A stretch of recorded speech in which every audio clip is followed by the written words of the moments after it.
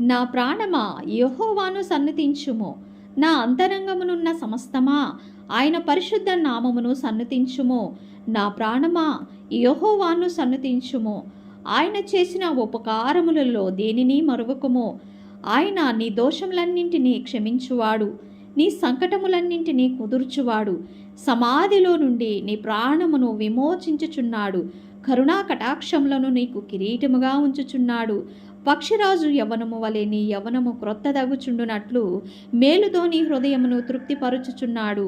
యెహోవా నీతి క్రియలను జరిగించుచు బాధింపబడు వారందరికీ న్యాయము తీర్చును. ఆయన మోషేకు తన మార్గములను తెలియజేసెను. ఇజ్రాయేలు వంశస్థులకు తన క్రియలను కనుపరిచెను. యెహోవా దయాదాక్షిణ్య పూర్ణుడు, దీర్ఘశాంతుడు, కృపా సమృద్ధి గలవాడు. ఆయన ఎల్లప్పుడూ వ్యాజ్యమాడువాడు కాడు. ఆయన నిత్యము కోపించువాడు కాడు.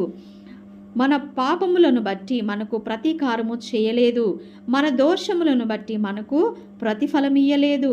భూమి కంటే ఆకాశం ఎంత ఉన్నతముగా ఉన్నదో ఆయన యందు భయభక్తులు గల వారి ఎడల ఆయన కృప అంత అధికముగానున్నది. ఆమేన్. Praise the Lord. దేవునికే మహిమ కలుగునుగాక.